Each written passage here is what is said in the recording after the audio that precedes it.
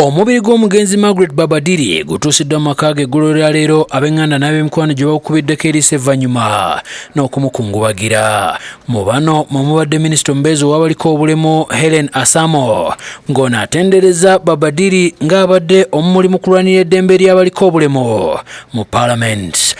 I want to say as a disability movement, we are here. We are mourning. We are the second family of Baba Diri. And I think to some of us she has been too dear to us.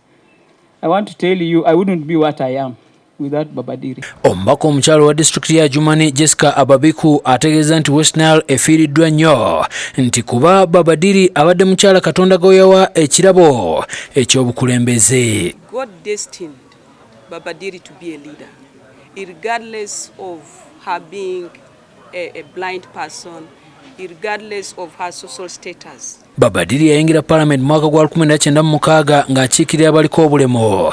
Wabula oluvannyuma lw'ebisanja bibiri yakyusa n'adda mu kifo ky'omubaka omukyala owa disitulikiti ya Koboko. Amyuka Sipiika Thomas Tayebwa atuuseko mu maka ge n'asaasira ab'enganda. As Parliament, we are highly indebted to the family for giving us your mother to serve the nation, to serve the institution of Parliament, to nurture leaders in the house. Tayebwa agambye nti emyaka 5 gye yakola ne Baba Diri yamuyamba okumutendeka mu bukulembeze. The mentorship, because I think one of the problems I'm seeing with politics in Uganda, especially for young people, is that we are lacking mentors. Atendereza Baba Diri olw'okwagala ensi ye era nti abadde yekkiririzaamu bwe yava mu kifo ky'abaliko obulemu n'agenda benkane n'abakyala yadde nga yali talaba.